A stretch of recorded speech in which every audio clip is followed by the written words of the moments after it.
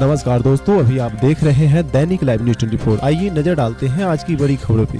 जमुई से सुशील कुमार की रिपोर्ट।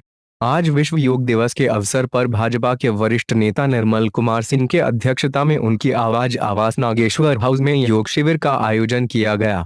मौके पर निर्मल सिंह ने बताया कि योग हमारे शरीर के रोग प्रतिरोधक क्षमता को बढ़ाता है, साथ ही साथ हमें चुस्त तंदुरुस्त रखने में मदद करता है। आइए देखते हैं। गला की बीमारी नहीं होने देगा, टॉन्सिल का बीमारी नहीं होने देगा।